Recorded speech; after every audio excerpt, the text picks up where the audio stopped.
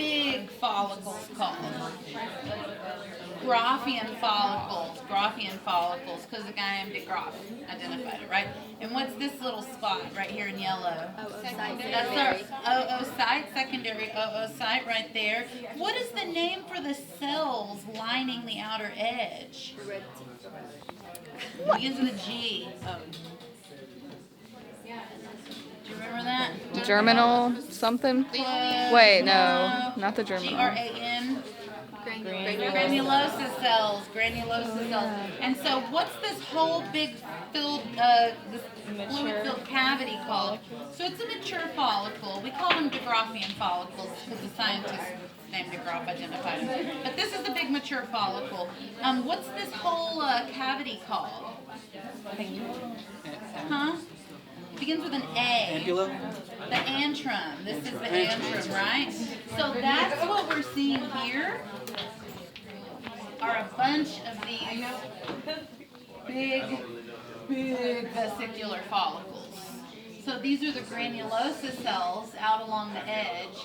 This is the antrum that's filled with some fluid, I don't know, whatever's in there. It's usually just like a watery fluid. And somewhere is an oocyte, but we might not have caught the oocyte in that slice. You know? So if I go all around the edge, I don't really see the oocyte anywhere. But it's usually stuck on the side somewhere on like a stalk of granulosa cells. So here's another really big follicle with a big antrum and all these granulosa cells. What hormones do the granulosa cells produce? Progesterone? Estrogen and progesterone. They're making that. Okay, good. So what are all these little ones called? That the woman is born with all the ones she'll ever have. Primordial follicles. So let's see if we can find any of those.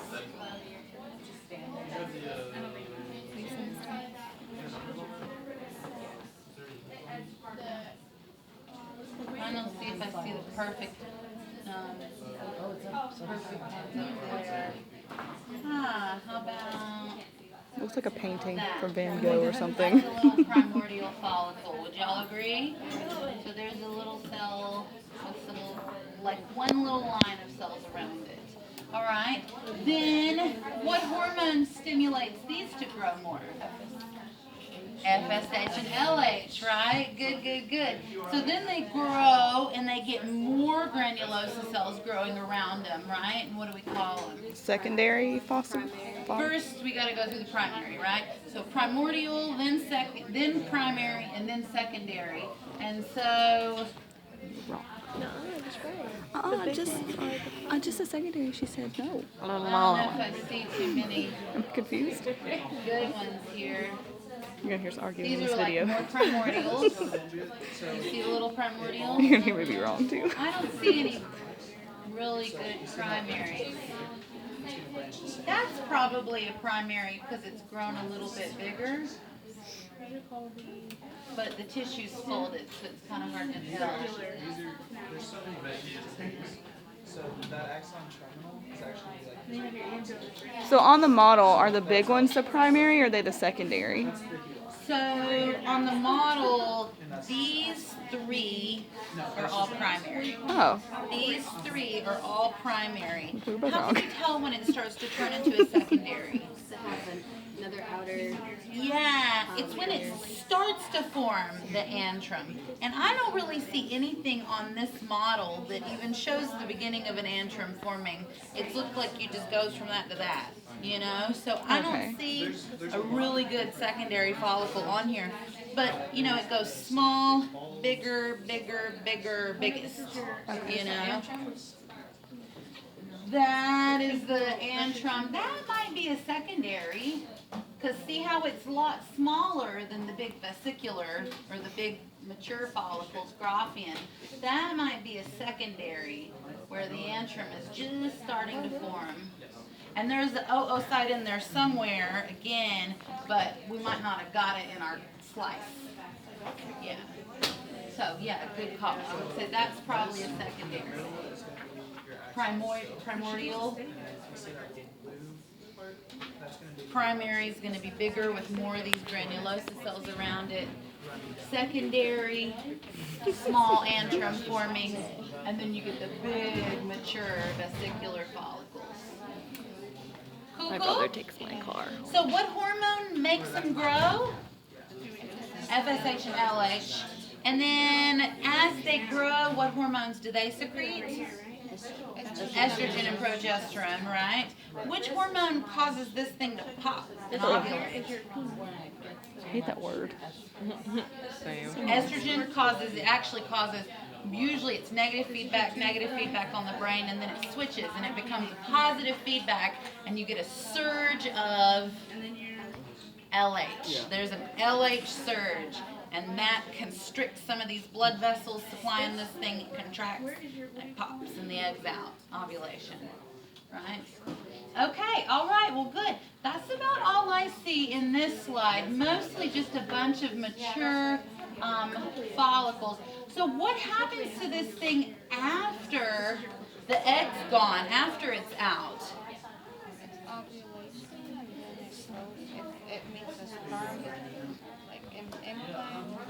Yeah, so like, good. So the egg's out, and it gets into the tubes, the little fimbriae on the ends of the uterine tubes, like pull it into the tubes, right? And then, but what happens to all these granulosa cells that are left behind? If it does not implant, it goes to sarcophagus. Yeah, so here you can see one, so here you can see one that just popped, and you can even see it's bleeding. So in this stage, it just popped, a little bloody. We would call that a corpus hemorrhagicum. And then but it's starting to swell up and turn yellowy. Eventually, it swells up into this big yellow structure, the corpus luteum. And then what's this going to produce? Lots of estrogen and progesterone. So here, estrogen and progesterone, what organs do they target? The uterus and the breast tissue, right? So we're growing eggs, a little bit of estrogen, a little bit of progesterone, getting the uterus ready. Well, now the egg's out. So we're going to make a lot more estrogen and progesterone because this egg may get fertilized. We want to get the uterus ready for implantation. So lots of estrogen and progesterone, right? If the egg is fertilized and it implants in the uterus, what hormone will the fertilized egg produce to let the corpus luteum know, like, hey, I'm here? No. Huh? HCG, human chorionic gonadotropin. That's the one they look for in pregnancy tests, right? That keeps the corpus luteum going strong for about 3 months while the offspring's growing, and then eventually it's making its own estrogen, progesterone. The placenta makes it, and that keeps the uterus thick.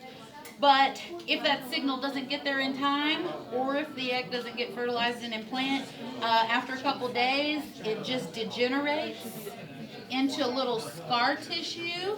I'm guessing that's what that is. The corpus albicans is the scar tissue.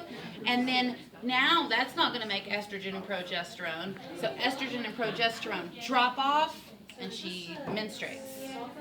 All that uterus that grew thick, we're going to shed the inner lining of it and grow fresh next month. Euros. Cool? All right.